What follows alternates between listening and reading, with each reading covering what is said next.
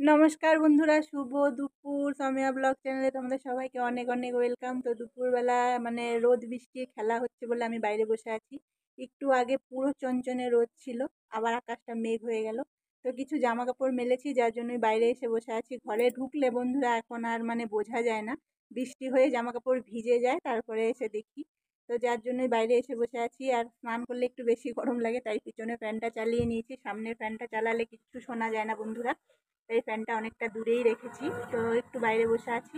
তো বাইরে যখন বসে আছি, বেকার সময়টা কেন নষ্ট করবো, তাই বলি তোমাদের সঙ্গে একটু কথা বলি। কেন সকাল থেকে তোমাদের সঙ্গে কথা বলা হয়নি।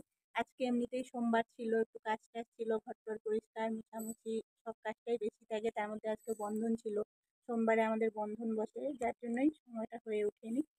তো এই এখন 3টে প্রায় বাজতে যায়, রান্না টান্না হয়ে গেছে। তো খাওয়া দাওয়া এখনো হয়নি, খাওয়া দাওয়া হলে তো ভিডিও ছাড়বো।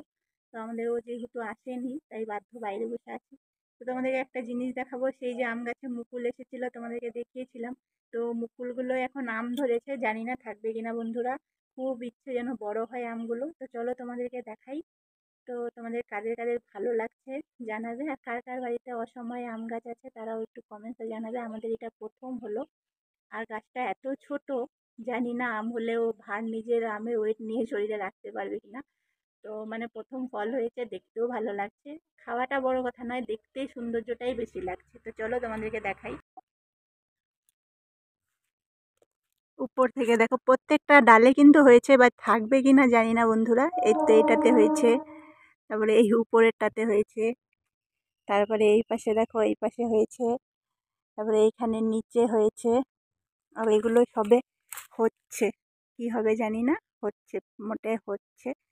তো জানি না কি হবে, খুব খুশি, মানে গাছটা প্রথম হয়েছে। আর এই অসময়ে দেখো আম গাছ সবার খুব ভালো লাগে। সব আম শেষ হয়ে যাচ্ছে, এখন হবে। তো জানি না কি হবে। তো পুঁই গাছগুলোও দেখাই চলো একটু। তো দেখো মা পুঁই শাক যে লাগিয়েছিল, সেই পুঁই শাক দেখো ঘন হয়ে গেছে, মানে বেশি পড়ে গেছে এক এক জায়গায়, যার জন্য জিনিসটা ঘন হয়ে গেছে। এই পুরোটাতেই লাগানো আছে। ওই পাশটায় কলমি শাক দিয়েছে একটুখানি।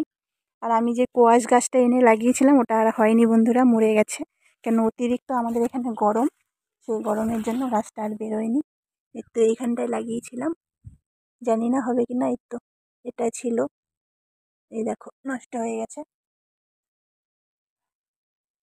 আর এটা আমাদের বড় ছিল, তো অল্প অল্প করে জিনিস লাগানো হয়েছে, জানি না কি হবে।